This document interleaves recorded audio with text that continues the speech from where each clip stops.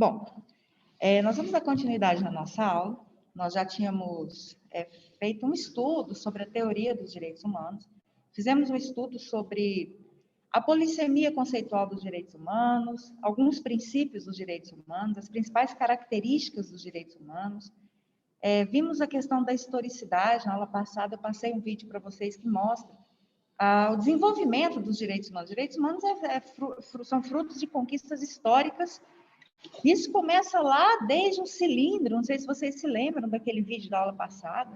Isso vem na história, e nós tivemos aí 3 grandes marcos em termos de legislação, não em termos de legislação, mas em termos de principais documentos internacionais em relação à positivação dos direitos humanos. E nós estudamos 3 documentos.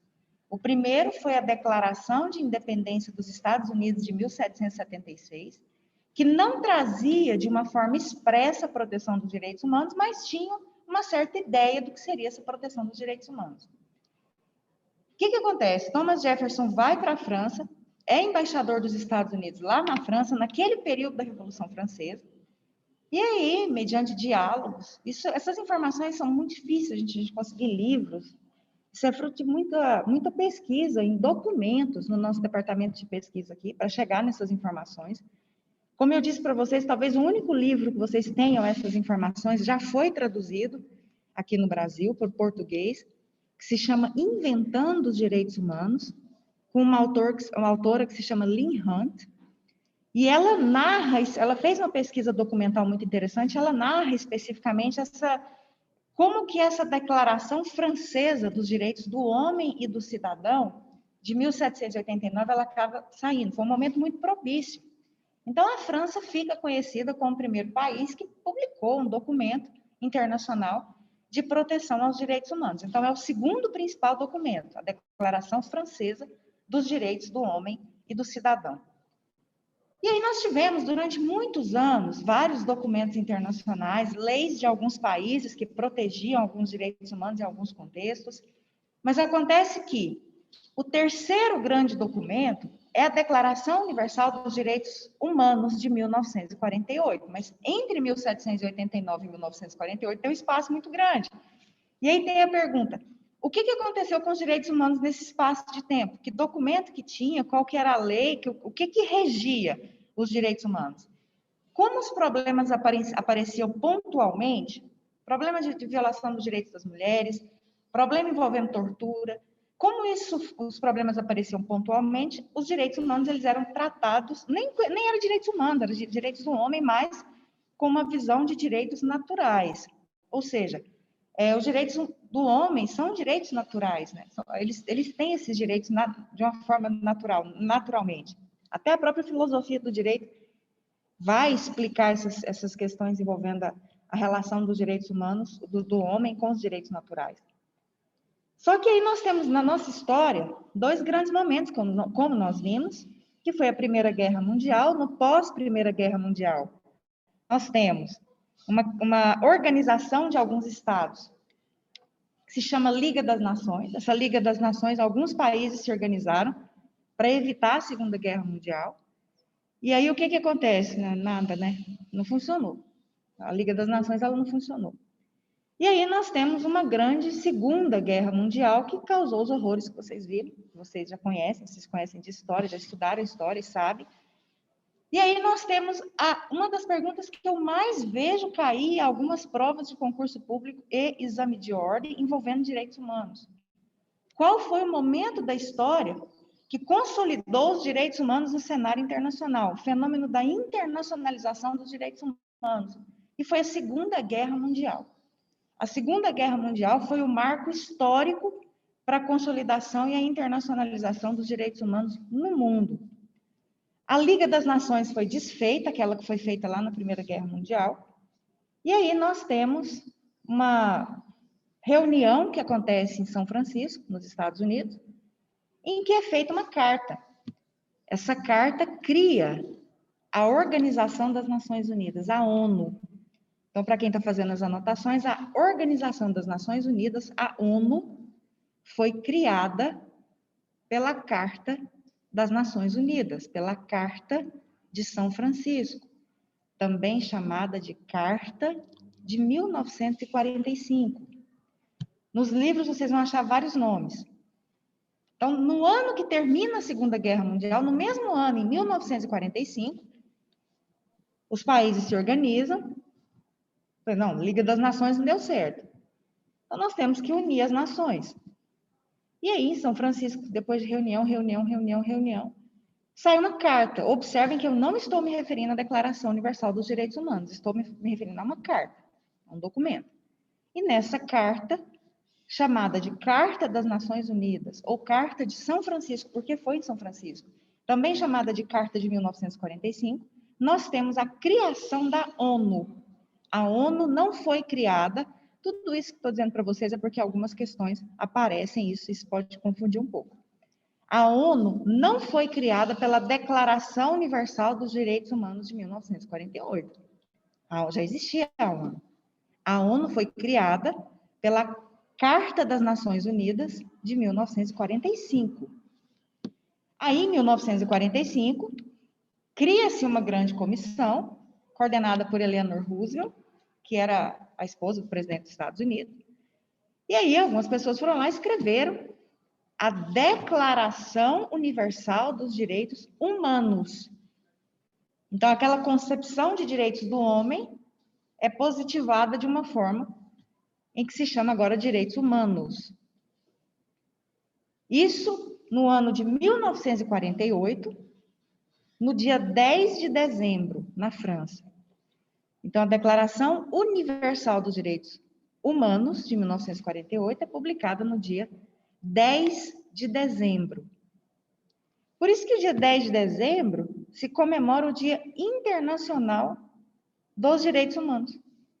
No mundo inteiro, é porque às vezes a gente não para observar, mas todos os tribunais internacionais de direitos humanos, a própria Corte Internacional de Justiça, que é a principal corte da Organização das Nações Unidas, que a gente vai falar sobre ela esse semestre, alguns casos que ela julga, ela fica instalada na cidade da Haia, na Holanda, a famosa CIJ, Corte Internacional de Justiça, num lugar que se chama Palácio da Paz. É o Peace Palace.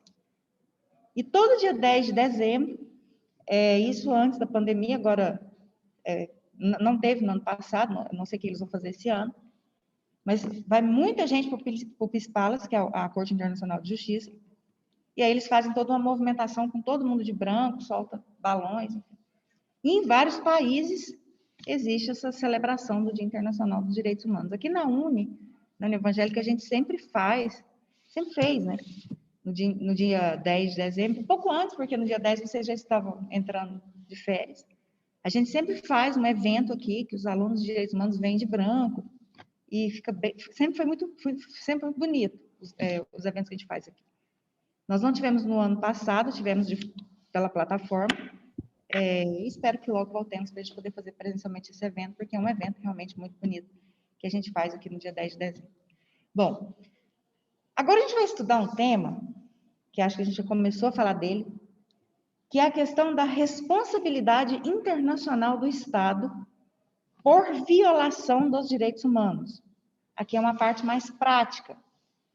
É aquela parte que a gente estuda os casos, aquela parte que a gente estuda como que acontece essa divisão no Sistema Internacional de Proteção dos Direitos Humanos, como que é feita a proteção mesmo, efetivamente, dos direitos humanos nos tribunais internacionais.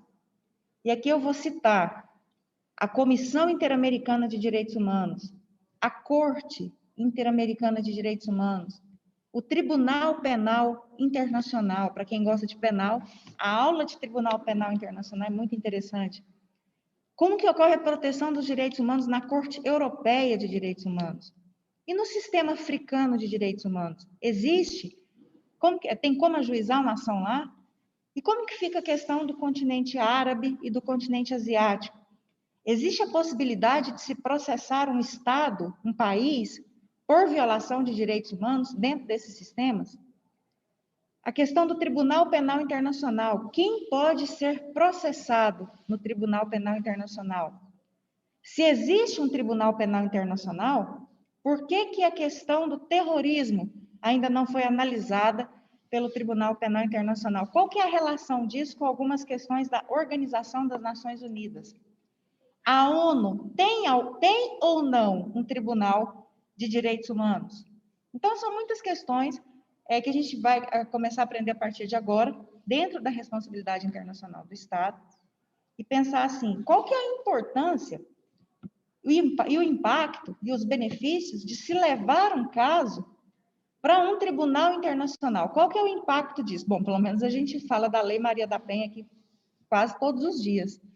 E a Lei Maria da Penha só existe porque o Brasil foi condenado, virou réu em uma ação internacional, em um órgão de proteção aos direitos humanos. Se não tivesse, não existiria.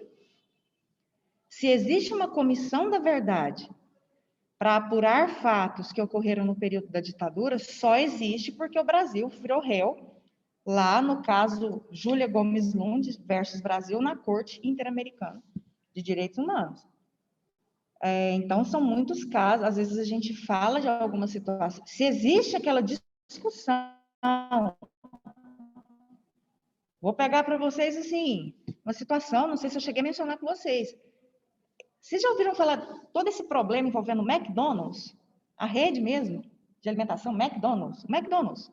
Vocês já ouviram falar, algumas pessoas falando sobre a comida do McDonald's, a carne do McDonald's? Não sei se vocês já ouviram as pessoas comentando alguma coisa sobre isso. Isso foi alguns anos atrás.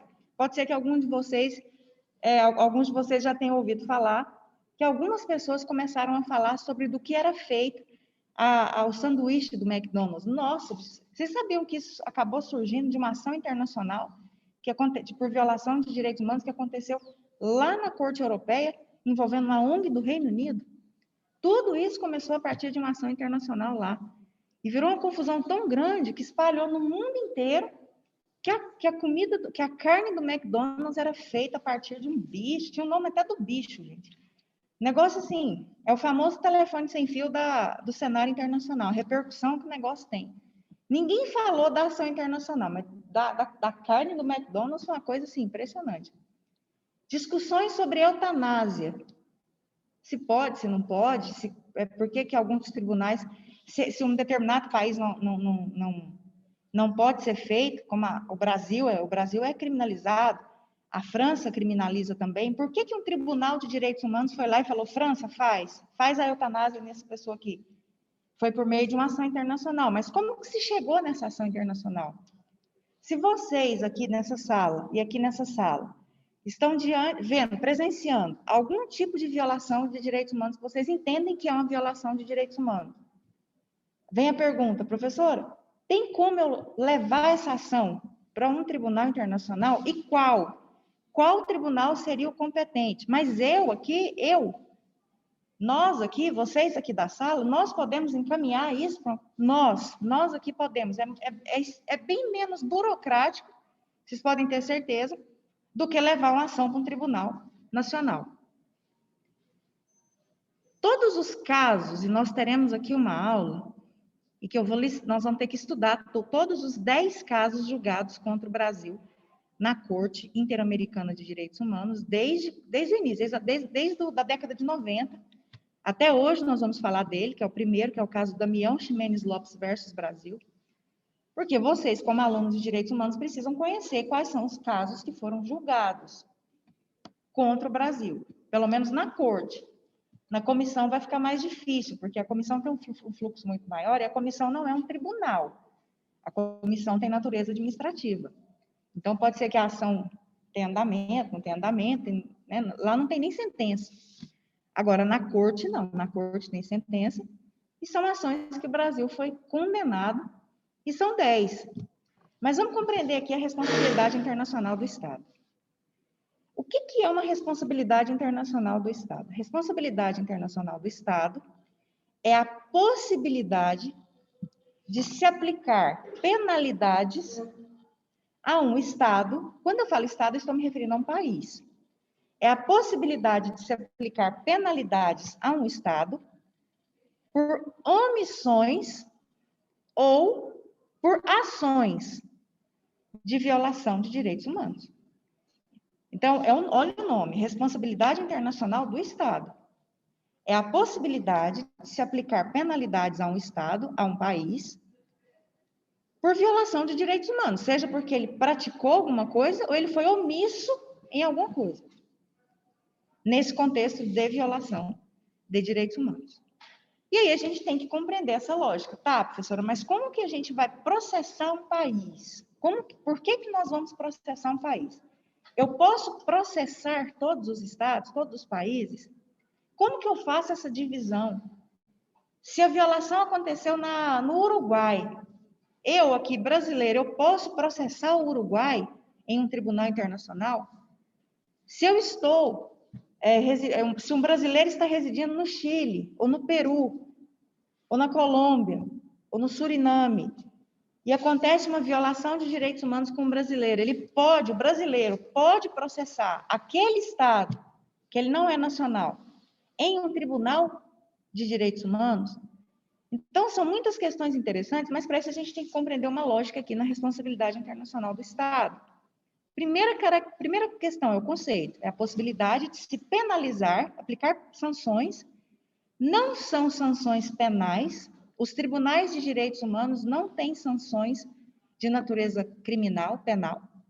As sanções são de natureza civil. Então, nos tribunais de direitos humanos, as sanções são de natureza civil. Daqui a pouco nós vamos compreender isso. Com exceção do Tribunal Penal Internacional, porque aí é um tribunal penal. No Tribunal Penal Internacional, as sanções são penais. Mas no Tribunal Penal Internacional, os réus não são estados, não são países, são pessoas, porque é penal.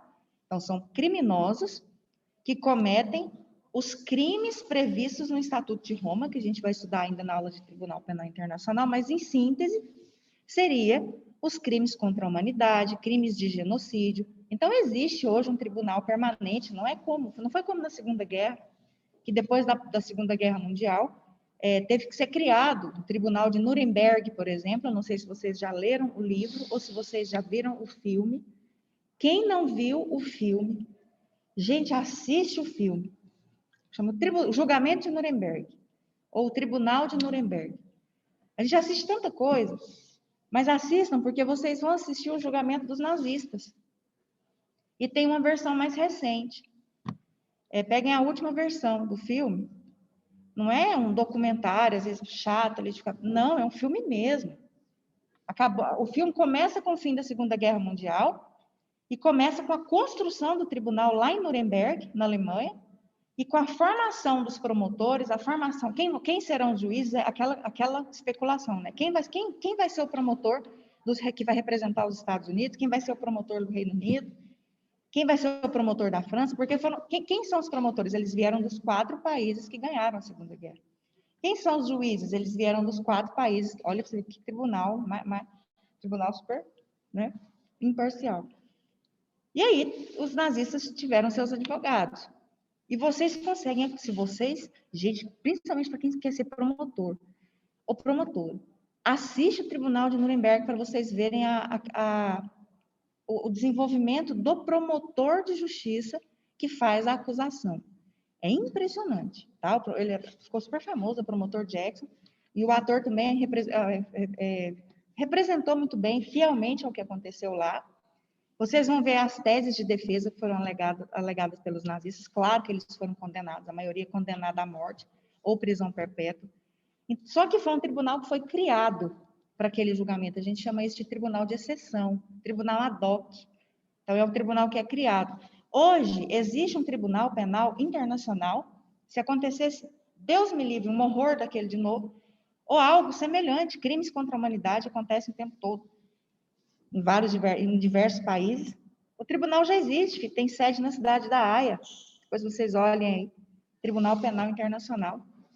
Um lugar que quando eu terminei o meu estágio de doutoramento lá, que eu fiquei um tempo lá no TPI, eu olhava e não tinha nenhum defensor. Porque quando eu fiquei dentro da procuradoria. E toda vez que eu saía, eu passava na porta da sala da defesa. E não tinha advogado. As famílias procurando advogado, não tinha. E eu um dia perguntei, falei, gente, mas não fazem direito no mundo inteiro, elas se formam e querem ficar nos seus países, trabalhando ali dentro dos seus países, eles não têm muito interesse. Eu ficava assim, não tem, as pessoas não tem mesmo, às vezes nem sabe, né? Não tem um acesso para ver. Realmente existe uma escassez muito grande de advogados que para atuarem dentro desses tribunais internacionais. Muito grande. Eu sempre falo para os meus alunos. Estava conversando com os alunos de RI, das Relações Internacionais, porque lá nós temos direitos humanos também, só que eles não podem ser advogados.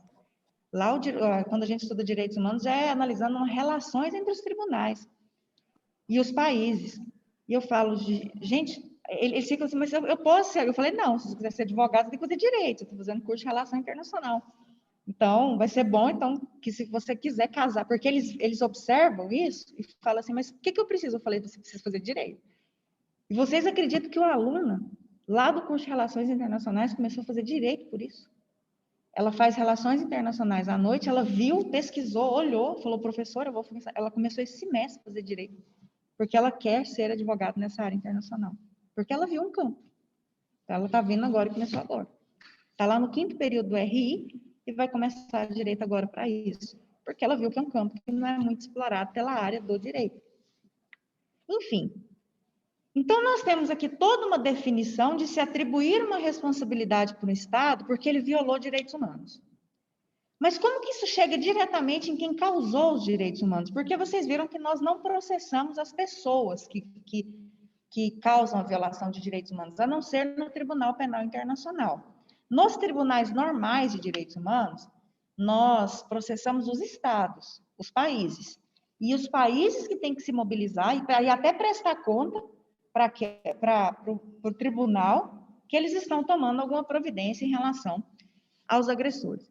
Então, dentro da responsabilidade internacional do Estado, nós temos algumas características, as duas principais características são, primeiro, as ações internacionais, elas são feitas da seguinte forma, vítimas contra Estado.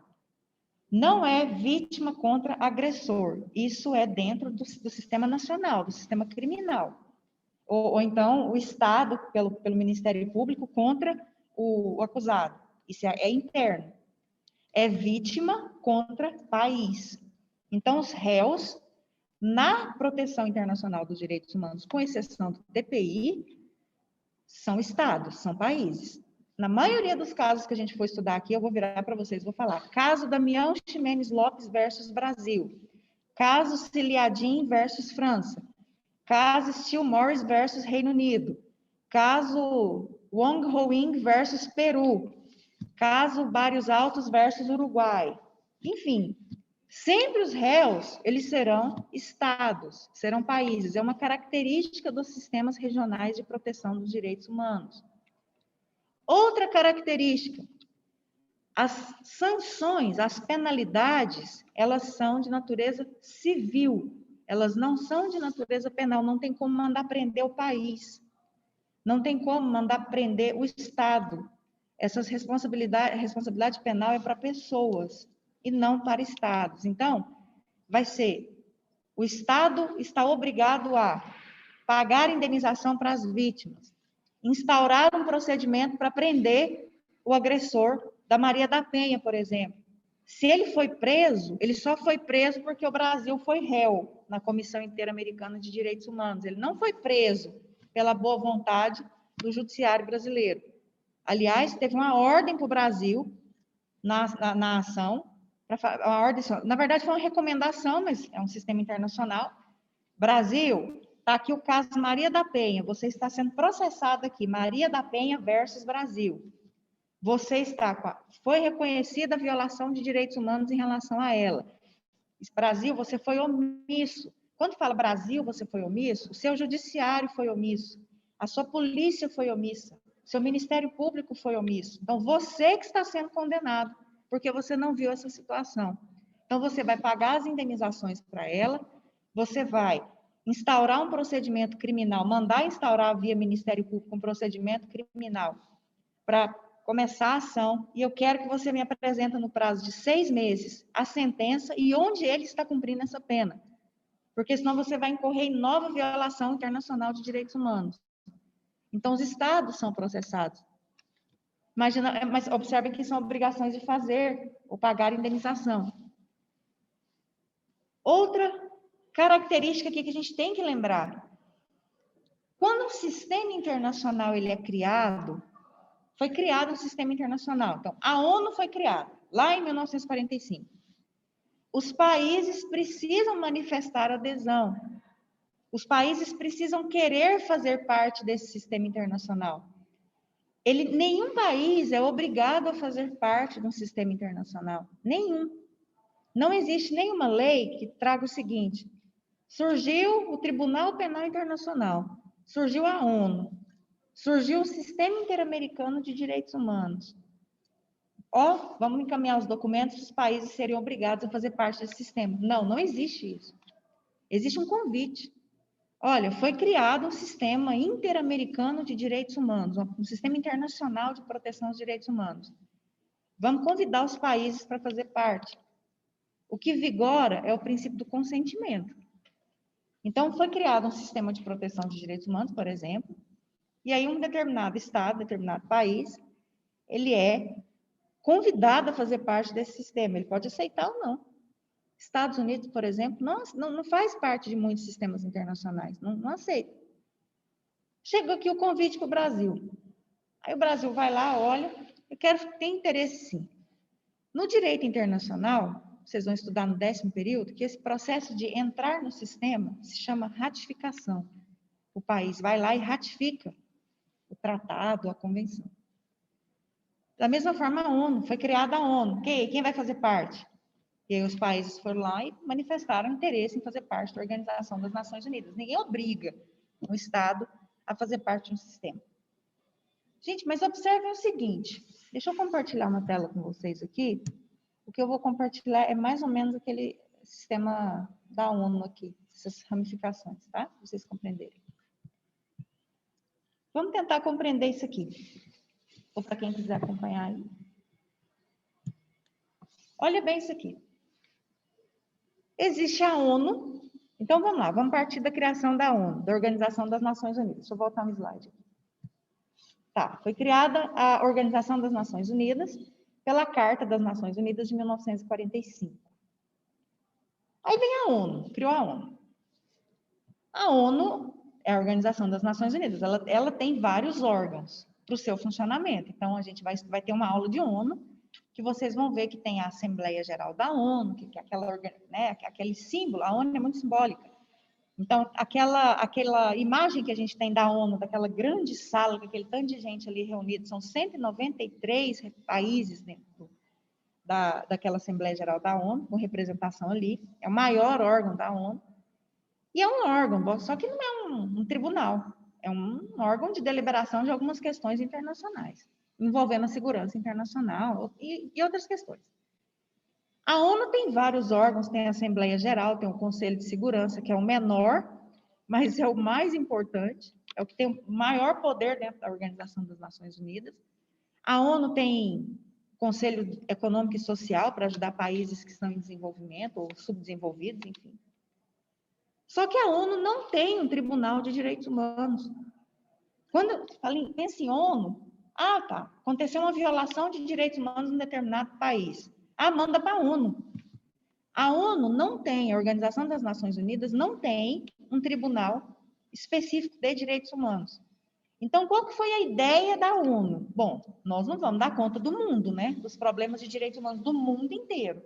Então, nós vamos ter que regionalizar por regiões, nós vamos criar sistemas de proteção aos direitos humanos por regiões. Porque nós aqui, nós não temos um tribunal.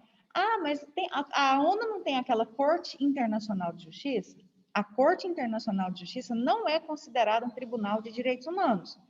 Ela é um tribunal para tratar de questões internacionais de forma geral. Pode ter problema internacional econômico, problema internacional ambiental, problema internacional sanitário. As pandemias estão ligadas ao direito internacional sanitário. Enfim, e pode ter questões de direitos humanos, mas nós estamos falando aqui de tribunais específicos de direitos humanos. E a ONU não tem. Então, qual foi a ideia da ONU? Eu vou fazer uma divisão aqui por regiões. O que são regiões? Continentes. A ONU criou, por continentes, sistemas regionais de proteção.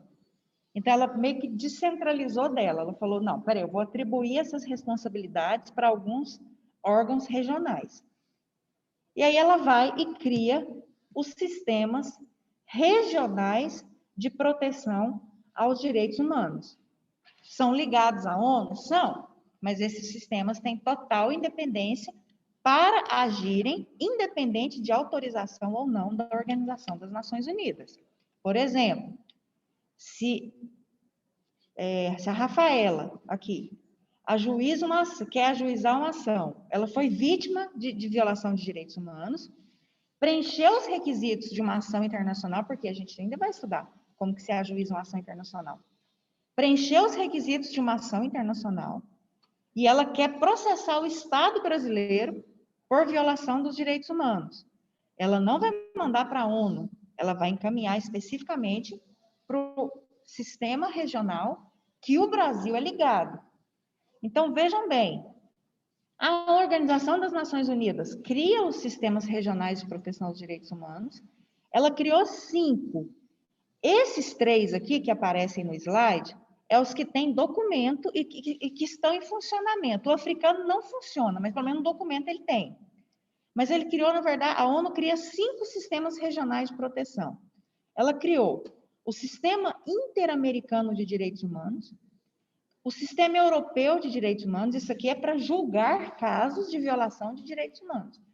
Cria o Sistema Africano de Direitos Humanos, Interamericano, por continente. O Interamericano pega os países do continente americano, o europeu do continente europeu, o africano do continente africano, o outro sistema, o árabe, para os países do continente árabe, e o asiático, para os países do continente asiático.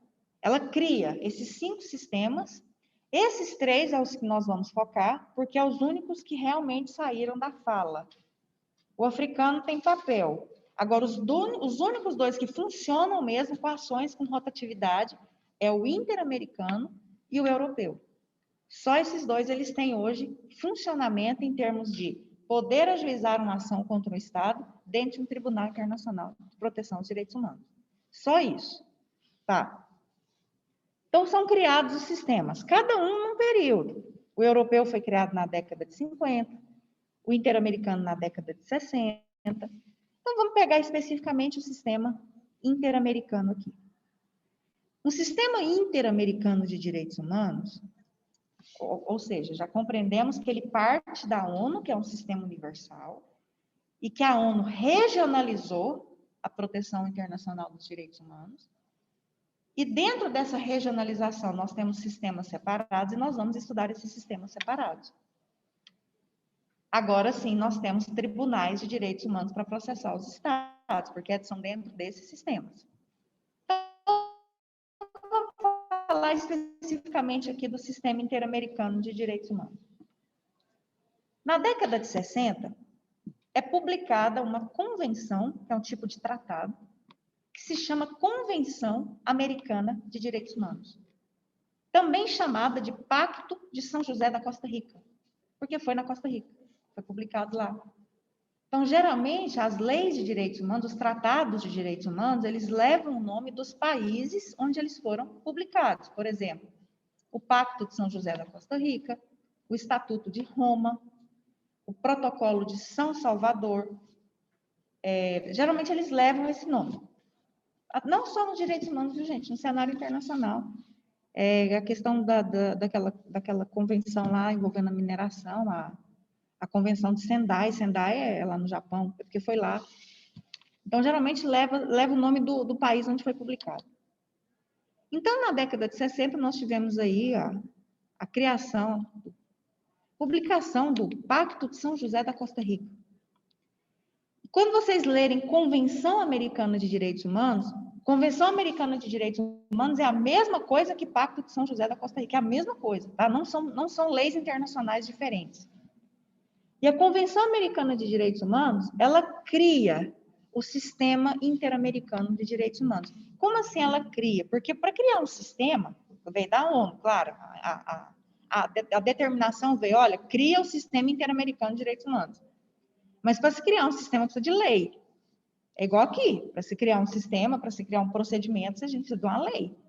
Da mesma forma é no sistema internacional. Para se criar esse sistema interamericano, precisa de uma lei internacional. Para se criar o sistema europeu, precisa de uma lei internacional. E essa lei internacional se chama convenção. É um tipo de tratado. Tratado e convenção é a mesma coisa. A convenção é uma espécie de tratado. Quando alguém falar com vocês, o Tratado de Direitos Humanos. Tá, mas qual? Porque tratado é gênero. E ele tem várias espécies. Então, uma convenção é uma espécie de tratado. Então, quando a gente tem ali um Pacto de São José da Costa Rica, também chamado de Convenção Americana de Direitos Humanos, nós temos uma convenção que cria o sistema interamericano, que traz quais são os direitos os direitos humanos. Claro que ele trouxe de uma forma muito mal feita, porque ele privilegia os direitos civis e políticos em detrimento de direitos econômicos, sociais e culturais. E aí depois foi feito um outro protocolo para colocar mais direitos ali, porque, por exemplo, o direito à saúde não estava lá, o direito ao trabalho não estava lá, o direito à previdência não estava lá na Convenção Americana. Estava o direito à vida, estava o direito às liberdades, os direitos políticos, mas os demais direitos humanos, o direito ao meio ambiente não estava lá. E aí depois foi feita uma outra lei, que se chama Protocolo de São Salvador, que acabou acrescentando mais direitos humanos na Convenção Americana de Direitos Humanos. Tá. E essa Convenção Americana, ela cria 2 órgãos para julgar, não vou falar julgar porque a comissão não julga, mas 2 órgãos para serem encaminhadas as ações de proteção aos direitos humanos. Ela cria a Comissão Interamericana de Direitos Humanos e a Corte Interamericana de Direitos Humanos. Então, o Sistema Interamericano de Direitos Humanos é composto aqui. O que compõe esse sistema?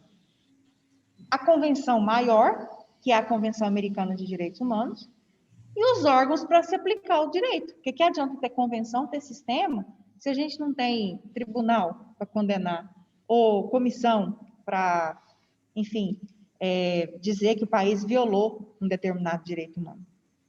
E foi lá e criou esses 2 órgãos. Qual que é a condição para a gente processar um Estado dentro do Sistema Interamericano de Direitos Humanos? O Estado fazer parte do sistema. Então, como eu disse para vocês, quando um sistema internacional ele é criado, espontaneamente, um país ou um Estado, ele tem que querer fazer parte daquele sistema. Então, vamos supor assim, tem algum país que não faz parte desse sistema? Tem, os Estados Unidos, por exemplo. Então, se tiver uma violação de direitos humanos dentro dos Estados Unidos, eu não posso processar os Estados Unidos dentro desse sistema? Não, nós não podemos processar. Por quê? Porque ele não faz parte do sistema. Então, há todo um processo para o Estado, para o país, fazer parte daquele sistema, e a partir do momento em que ele faz parte, ou seja, ele ratificou, ele faz parte, ele integra aquele sistema, ele pode ser processado dentro daquele sistema de direitos humanos. Aí vocês devem estar se perguntando assim, o que leva um Estado a querer fazer parte de um sistema que ele pode ser processado por violação dos direitos humanos? Qual que é a intenção aqui? A questão é, por que um Estado não queria querer fazer parte? Essa é a pergunta. Por que um país não iria querer fazer parte de um sistema desse? Porque ele pratica muitas violações de direitos humanos? Qual que é a razão? Ou porque ele mesmo próprio entende que esses sistemas violariam a soberania dos países, as decisões dos países? Porque como que funciona aqui a regra? Funciona da seguinte forma. Vamos supor o Chile criou o Sistema Interamericano de Direitos Humanos. Aí vai lá, o Chile recebe um documento, e aí o governo do Chile olha e fala assim, e aí, nós vamos fazer parte ou não desse sistema aqui internacional? Aí já entra mais as relações internacionais, porque se o país não for, os outros países vão perguntar, por que você não vai? Aí ele vai virar e falar, não, por quê? Você tem algum problema com violação de direitos humanos? Vou contar para vocês o impacto que é um país sair de um sistema desse. A Venezuela sempre fez parte desse sistema, mas ela sofreu tanto processo envolvendo liberdade de expressão, o problema lá era liberdade de expressão, liberdade de imprensa, problema lá. Que ela sofreu tanta condenação, ela estava pagando tanta indenização por esses problemas, Ela tirou, a Venezuela falou, vou sair disso aqui, porque o mesmo consentimento que tem para entrar, tem para sair. E aí ela foi lá e falou, vou me retirar do sistema. Igual lá na União Europeia, o Reino Unido não quis ficar no bloco, existe essa espontaneidade dos países para sair de sistemas. E no dia que a Venezuela falou que saiu, que ia sair, na verdade, porque o processo demora um pouquinho. Eu vou sair do sistema interamericano de direitos humanos. Ela perdeu 20 ligações internacionais, no mesmo dia. Por exemplo, ela tinha relações internacionais com alguns países da Europa, de programa de bolsa de estudo para estudantes da Venezuela que estavam fazendo ou graduação, pós-graduação, mestrado, doutorado em algumas universidades europeias. Quando os países viram que a Venezuela cortou relações com o sistema de proteção aos direitos humanos, o país falou, nós não mantemos relações com quem não faz parte de sistemas de proteção aos direitos humanos. Foi lá e cortou. No mesmo dia. Aí corta a bolsa, corta isso, os alunos tiveram que retornar para a Venezuela, porque eles não tinham condição de se manter nesses países. Alguns países falam, eu não vou firmar parcerias econômicas com você. Por quê? Porque você não faz parte de sistemas internacionais de proteção aos direitos humanos. Então, a gente pensa assim, qual que é a consequência disso? Tem alguma consequência direta? Não, na lei internacional, não. Mas no campo das relações internacionais, tem muita. Quando um país ele se desloca de um sistema internacional, muita coisa muda em relação a ele no cenário internacional, até a própria visão da sociedade internacional em relação a esse país.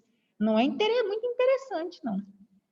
Agora, tem países que se mantêm, que se sustentam. Por exemplo, professora, mas os Estados Unidos não faz parte do sistema interamericano de direitos humanos. Não faz. Mas por quê? Porque eles não querem. Aliás, eles nunca fizeram. Mas por que não querem? Porque eles entendem que eles próprios conseguem resolver os problemas de direitos humanos internamente. Eles não querem influências internacionais. Isso, para eles, isso viola a soberania. Tá? É um posicionamento. Aí eu pergunto para vocês, que tipo de sanção de relações internacionais que os Estados Unidos sofrem? Qual que é o país que vai cortar relações com os Estados Unidos? Quem perde? Em questão econômica. É muito complicado. Não é um país pequeno, são os Estados Unidos que detêm aí muita coisa que vocês sabem, até dentro da própria Organização das Nações Unidas. E aí já entra a própria política internacional. Quando a gente fala de ONU, gente, quando eu estou falando desses sistemas com vocês devem pensar assim, mas esse sistema existe, tá? Vamos pensar aqui, ONU, olha aquilo lá tudo. Quem paga aquilo?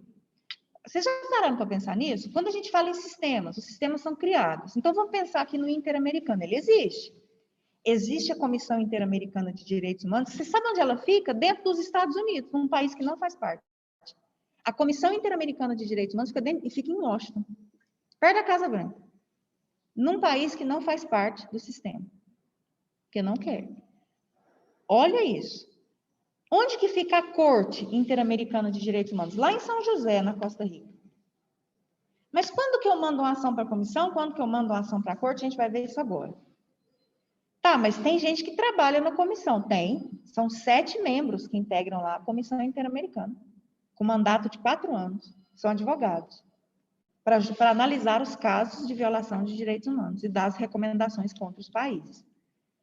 E na corte? São 7 juízes que se deslocam para Costa Rica para fazer os julgamentos, ou ficam agora não, porque também está sendo via plataformas, acho que é o Zoom que eles estão usando para fazer esses julgamentos, mas em circunstâncias sem pandemia, eles ficam passando de país em país para fazer as sessões de julgamento dentro dos países que fazem parte do sistema, mas tem uma sede da corte, depois coloquem no site, eles têm site, depois coloquem aí para vocês verem a imagem, Corte Interamericana de Direitos Humanos, Comissão Interamericana, vocês vão ver o lugar lá, como que funciona.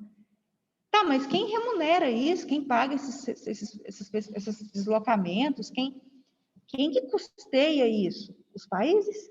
Os estados? Quando um estado, um país, ele decide fazer parte do sistema, é ele mesmo que passa. No orçamento da União, fica lá destinado um valor que é repassado para a Organização das Nações Unidas. Professora, quanto que está lá, quanto que os Estados Unidos passam para a Organização para a ONU por ano? Quanto que ele paga para a ONU? Porque os Estados Unidos faz parte da ONU, ele não faz parte do sistema interamericano, mas da ONU ele faz. Até porque os Estados Unidos é cadeira permanente no Conselho de Segurança. Né? Quanto que os Estados Unidos pagam para a Organização das Nações Unidas por ano? Quanto que a ONU recebe? Só dos Estados Unidos, 500 milhões de dólares. Só dos Estados Unidos. Por ano, 500 milhões de dólares. E o Brasil? Quanto que o Brasil paga para a ONU por ano? 90 milhões de reais. Eu só falei dois aqui, Estados Unidos e Brasil, que é o nosso. Agora, vocês peguem 194 países que fazem parte da ONU e faz mais ou menos uma soma. Estou falando de Brasil aqui, 90 milhões. Agora, vocês imaginem os outros países. Passam para a ONU, fazem um repasse para a Organização das Nações Unidas. Aliás, o Brasil estava devendo a ONU esses dias, os Estados Unidos também estavam devendo a ONU. Tem até isso, a gente olha até quem são os inadimplentes e quanto que a pessoa está devendo. Tem lá dívidas, acho que os Estados Unidos pagam a dívida dele. Mas eles até pedem para parcelar. Não, nós vamos pagar um pouco no começo do ano, um pouco no meio, um pouco no final do ano. O Brasil geralmente paga mais no final do ano. Então, existe um orçamento muito alto da Organização das Nações Unidas, todos esses valores vêm dos estados, entram no orçamento. Se vocês pegarem a lei orçamentária de cada país, vocês vão achar lá o valor que é destinado para a Organização das Nações Unidas. É isso que mantém todo esse sistema que eu estou contando aqui para vocês, tá? Porque a ONU faz os repasses para todos esses órgãos que integram o sistema, e é muito dinheiro. Mas vamos lá, vamos falar do nosso aqui. O Sistema Interamericano de Direitos Humanos. Então, o sistema formado por comissão, que é um órgão de natureza administrativa, composta por 7 advogados, que vão receber as petições e as denúncias de violação de direitos humanos nos países. Então, toda vez, aí vocês perguntam, quem pode ser processado no sistema? Todos os países que fazem parte do sistema. Nós não podemos processar países que não fazem parte dos sistemas regionais de proteção. Ah, professor, então não posso processar os Estados Unidos? Não, porque ele não faz, nesse sistema não, porque ele não faz parte desse sistema. 34 países fazem parte do Sistema Interamericano de Direitos Humanos. Brasil faz parte? Faz. Desde 1992, o Brasil faz parte do Sistema Interamericano de Direitos Humanos, porque foi o ano que ele ratificou o Pacto de São José da Costa Rica, no ano de 1992, e assim ele entrou nesse sistema internacional. Tá. Entrou no sistema.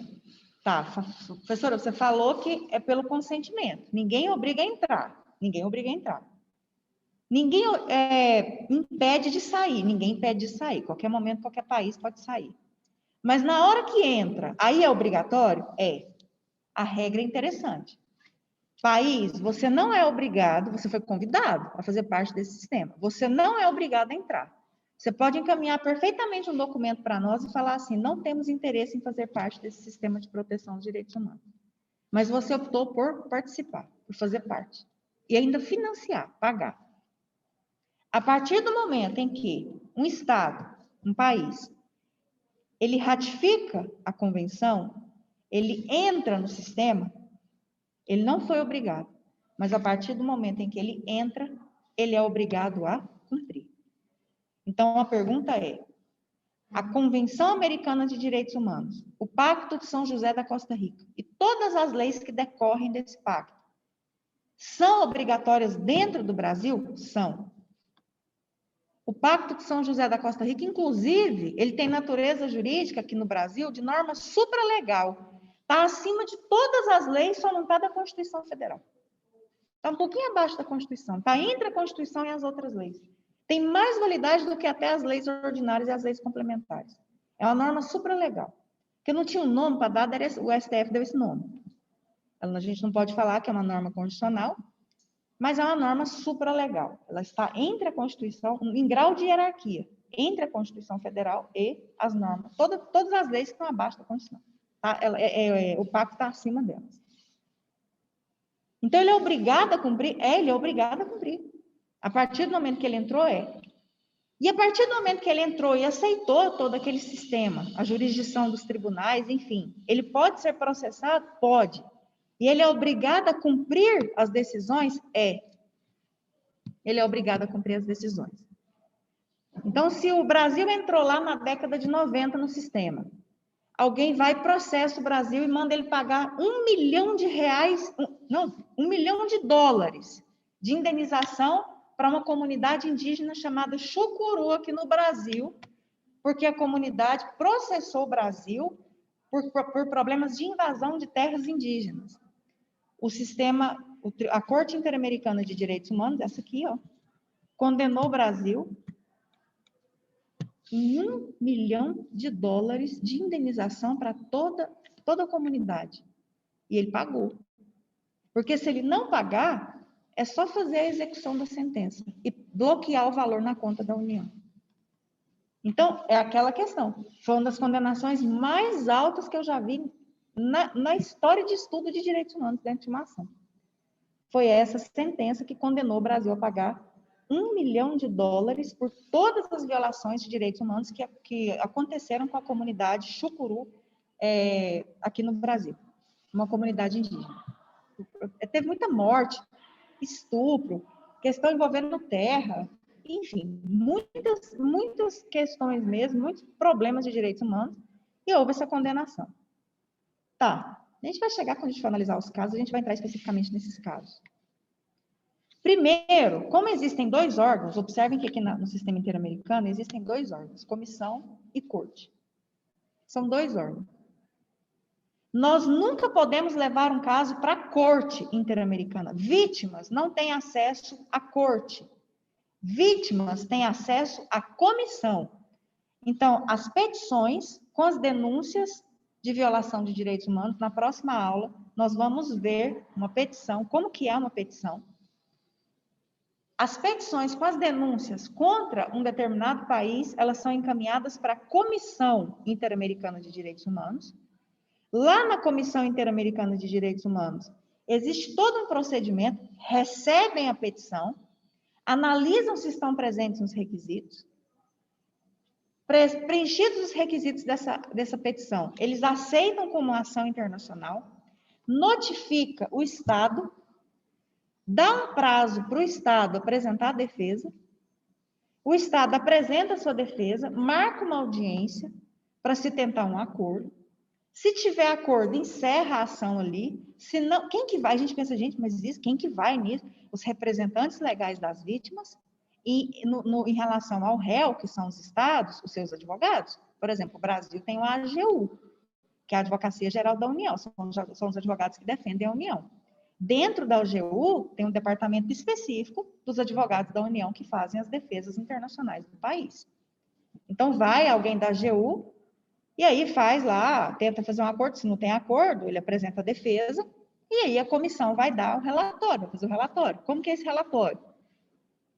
Analisa as provas, após a análise tal, a comissão entende que o Estado brasileiro violou os artigos tal, da Convenção Americana de Direitos Humanos, e recomenda que, aí coloca lá, umas 20 obrigações, recomendações. Indenize as vítimas, indenize as famílias das vítimas no valor X, ou então não coloca valor em valor razoável, quando ela está, né, melhor. A comissão ainda é boazinha, que ela não coloca coisas muito altas, não. Crie uma lei para prevenir a violência contra a mulher, apresente relatórios da comprovação da prisão dos agressores de alguém, de quem foi responsável por essa violação de direitos humanos, no prazo de 6 meses, enfim. Se o Estado, se o país réu cumpre, o processo é arquivado. Se ele não cumpre, aí o que acontece? Vai para a Corte Interamericana de Direitos Humanos. Então, só a comissão tem acesso à corte. Como que funciona esse sistema, então? Vamos voltar aqui. Vítimas levam as suas petições, vítimas ou familiares de vítimas, levam suas denúncias para a Comissão Interamericana de Direitos Humanos. Ela recebe essas denúncias, formaliza uma ação contra o Estado réu, tem todo um procedimento, no final sai um relatório, apresenta para o Estado e fala, você tem tanto tempo para cumprir isso aqui. Se o Estado cumpre, arquiva. Se o Estado não cumpre, a comissão pega a cópia do processo, faz um relatório e encaminha para a Corte Interamericana de Direitos Humanos. Por que eu estou frisando isso aqui? Porque se vocês pegarem as últimas provas da OAB, aliás, pega todas, vocês vão ver que sempre vai ter uma questão assim. Aconteceu um caso de violação de direitos humanos no país X. E aí passaram-se 5 anos sem ninguém tomar providência e as pessoas responsáveis não foram responsabilizadas. A família contrata você como advogado de direitos humanos para tomar providência. Você, 2 pontos. E tem lá um monte de alternativa do que você faria. Pega as provas do exame de ordem e dá uma olhada que vocês vão ver. É o que é cobrado. Aí está lá, A, encaminharia uma petição para a Corte Interamericana de Direitos Humanos por violação dos artigos tal da Convenção Americana. B, encaminharia uma petição para a Comissão Interamericana de Direitos Humanos por violação dos artigos tal. C, não encaminharia nada para nenhum órgão internacional porque não se trata de violação de direitos humanos. D, encaminharia o caso para a Corte Internacional de Justiça, que a gente vai estudar que a Corte Internacional de Justiça nem vítimas podem ir, porque lá é país contra país. Por violação do artigo tal da Declaração Universal dos Direitos Humanos. E aparece um monte de caminhos para os advogados fazerem. Aí a maioria vai lá e marca A. Nesse caso, a alternativa A, encaminharia para a corte, porque a gente está tão acostumado com corte, que a gente acha que só a corte que vai resolver. Vítimas não têm acesso à corte. Vítimas encaminham petições e advogados e ONGs para a comissão. Tenta-se resolver primeiro no âmbito da Comissão Interamericana. Se não resolveu, se o Estado não cumpriu, a comissão encaminha o caso para a corte. Não são nós vítimas que vamos, não deu certo na comissão, a gente encaminha para a corte. Não. A própria comissão encaminha o caso para a corte. Só a comissão tem acesso à corte. Vítimas não têm acesso à Corte Interamericana. Não se esqueçam disso. Vocês serão cobrados em relação a isso. Então, vamos pegar aqui. Então, a primeira etapa é levar para a Comissão Interamericana. Vamos pegar o caso Maria da Penha, que é o primeiro caso, que a gente vai analisar 2 casos aqui. O primeiro é o caso Maria da Penha. Maria da Penha é uma mulher que vem aí sofrendo agressão ao longo dos anos. Depois de não conseguir mais resolver o problema dela dentro do Estado, eu coloquei, são aqueles 2 casos ali, tá? A gente vai falar agora. Primeiro caso, Maria da Penha. Não conseguiu resolver dentro do Brasil. A mulher estava, depois de umas... Nem sei a quantidade de medidas protetivas, nem tinha muita esse nome medida protetiva, era outro nome, afastamento, enfim. O agressor da Maria da Penha entra, ela estava dormindo, ele estava no bar, ela entrou na casa e ela estava dormindo, ele deu os tiros, ela estava deitada, a bala alojou na coluna dela, não morreu. Tanto que a Maria da Penha passa aí o mundo dando as palestras em cadeira de roda. E o caso dela levou uma comoção muito grande no Brasil, porque é um histórico muito grande de violência doméstica. O que acontece? Duas ONGs, o CEGIL e o CLADEM. Deixa eu parar de compartilhar, é para colocar aqui.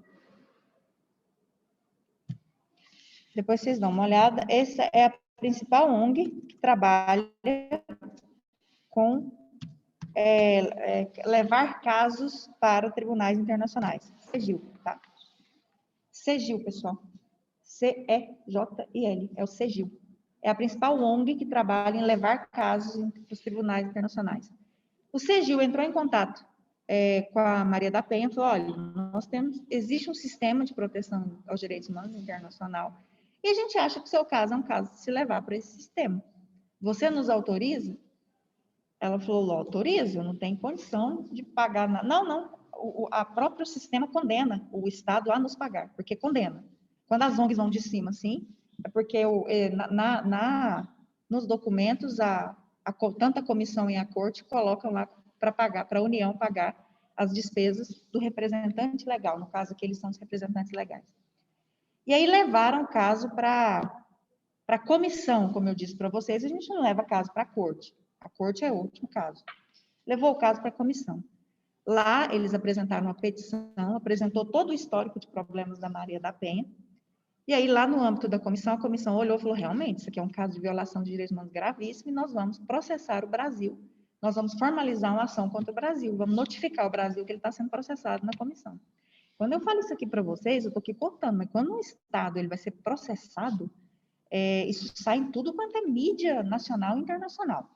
Brasil será processado no caso X. Depois vocês dão uma olhada saiu agora, no começo de fevereiro, aquele médico que cometeu mais de 100 estupros contra suas pacientes, ele tinha uma clínica de reprodução assistida aqui no Brasil, ele até foi condenado pelos estupros. O problema é que na clínica dele, ele se apropriou dos embriões congelados, não entregou, as pessoas pagaram, né, as famílias estavam lá com embriões, ele pegou, e as pessoas acham que ele vendeu, e ele não foi punido por isso, porque no Brasil não tem uma lei específica de apropriação ou furto de embriões, e ninguém olhou isso. E aí agora,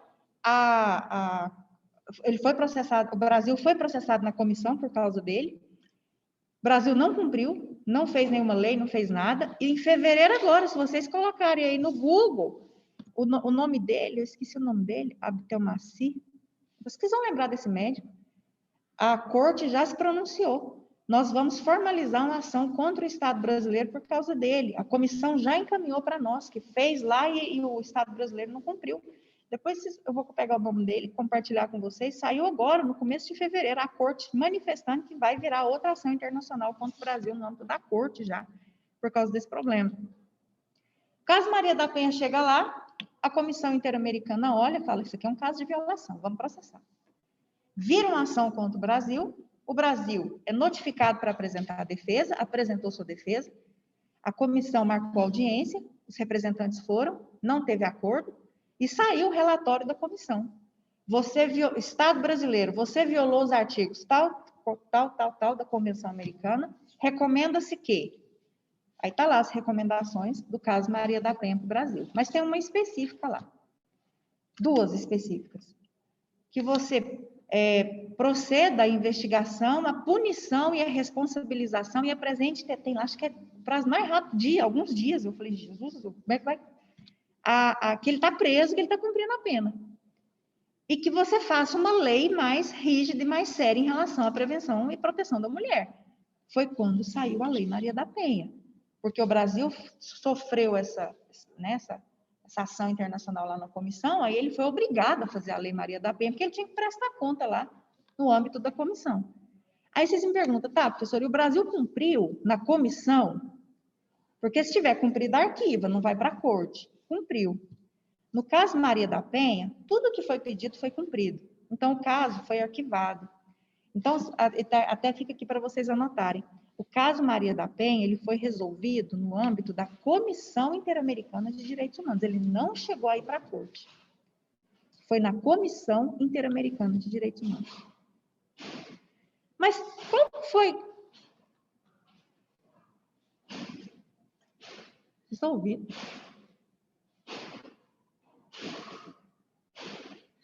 Cada coisa que acontece, eu nem sei mais. Eu nem assusto mais o que está acontecendo mais. Mas vamos lá. Professor, mas tem um caso que chegou na corte? Tem, o Brasil já tem 10 condenações na corte. A gente vai ter uma aula só para analisar todos os casos, mas vai dar tempo de falar do primeiro. Ah, então é porque não cumpriu na comissão? Se chegou na corte é porque não cumpriu lá na comissão.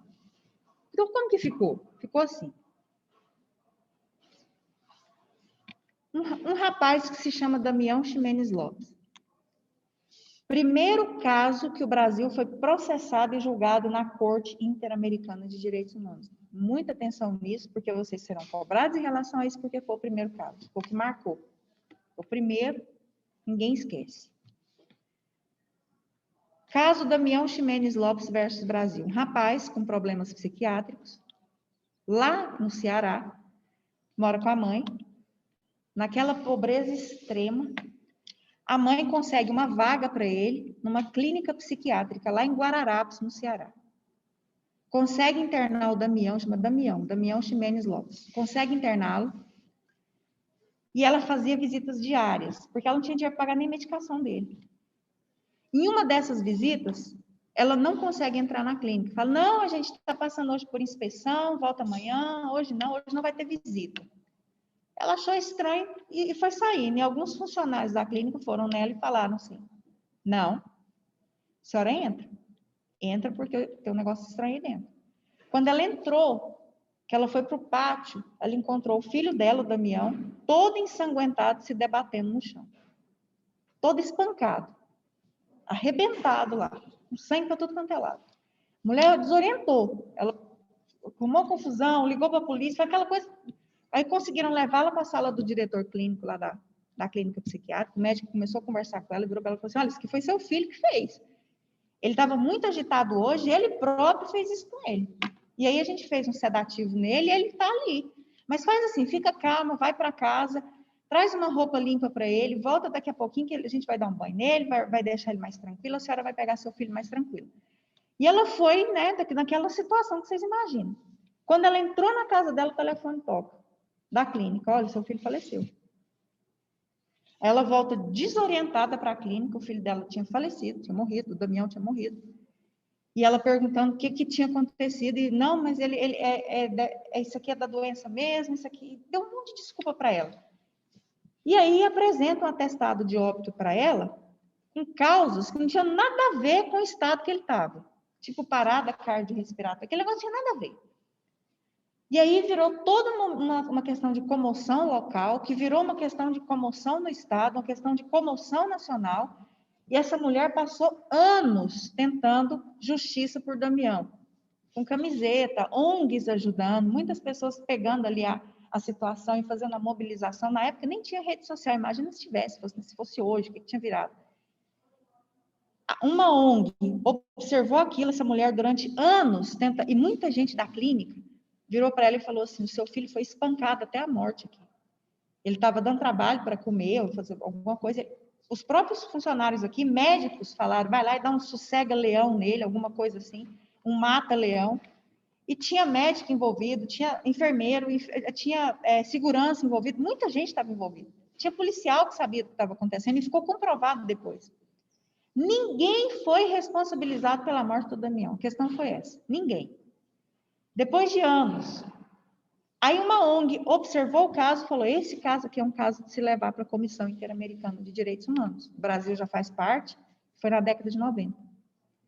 E aí entraram em contato com ela e falaram, olha, eu já estou sem força.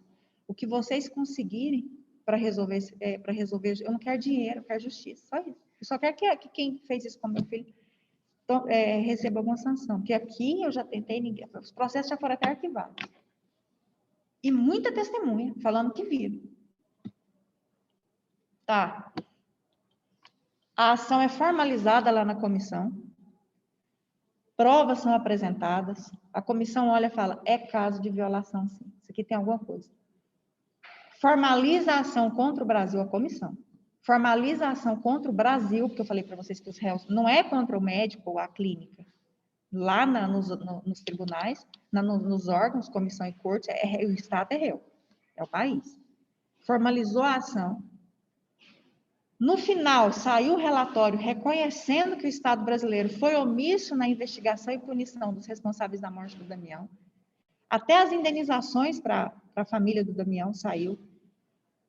Saiu até recomendação para fazer vistoria em todos os centros psiquiátricos do Brasil, para verificar se eles tinham condição, porque essas ações internacionais, elas vão até além do que aquilo que é pedido. Isso lá pode, não é igual aqui no Brasil, que fica restrito ao pedido, não.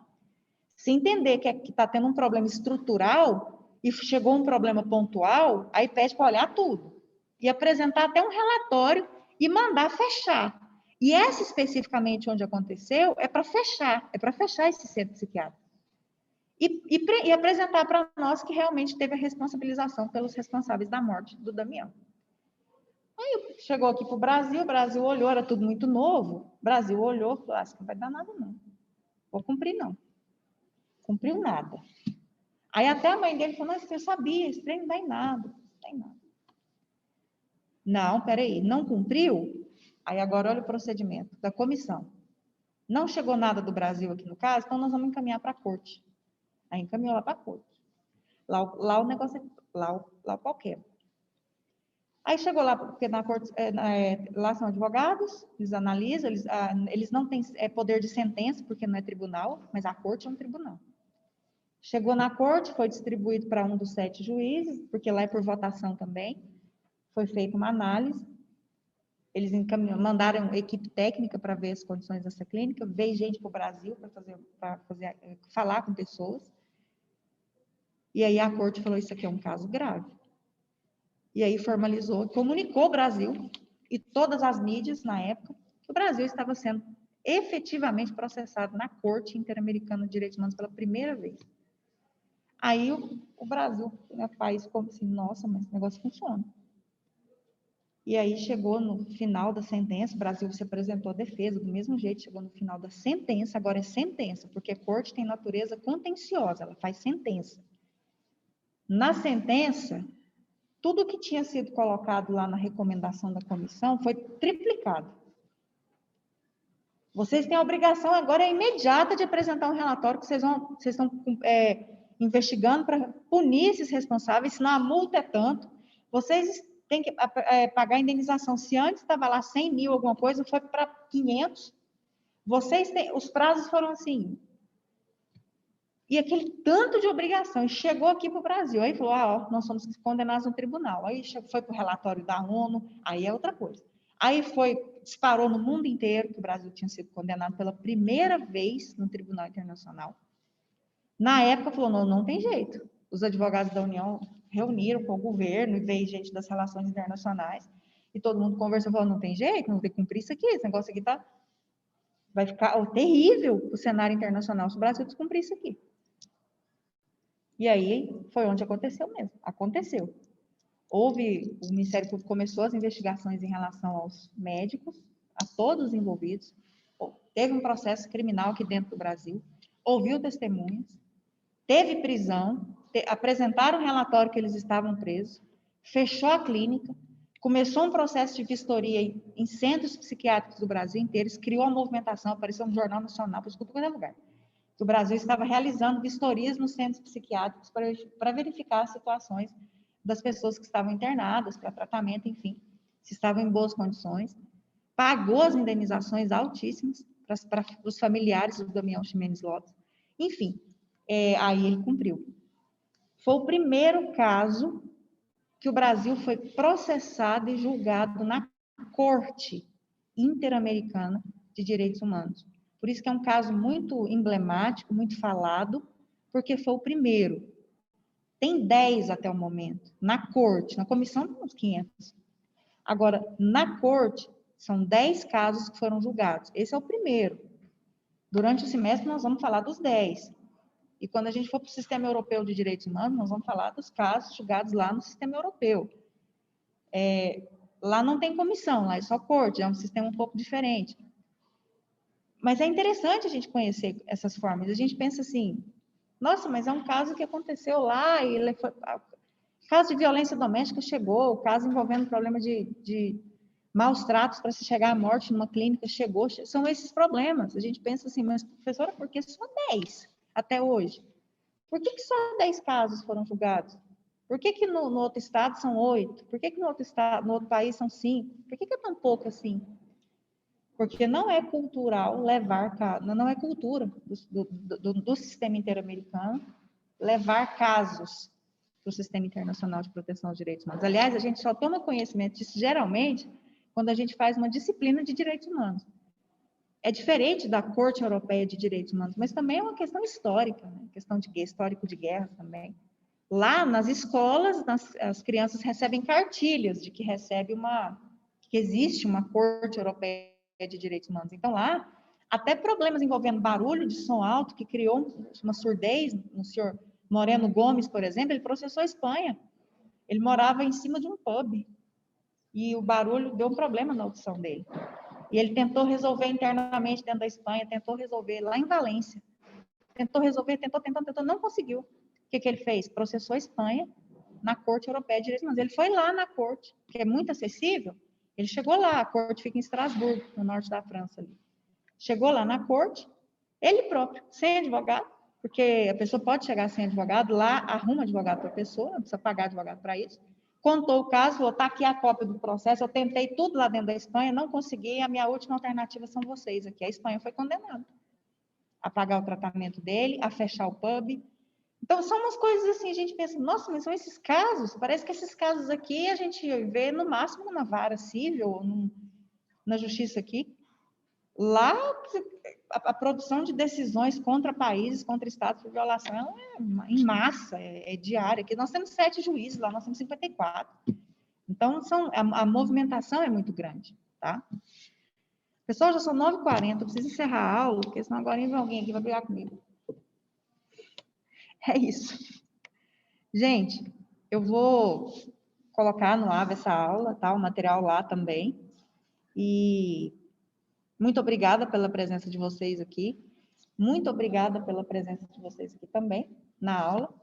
Todas as aulas nós faremos esses estudos de caso para a gente poder compreender melhor. Sem os estudos de caso, sem os casos, fica muito difícil.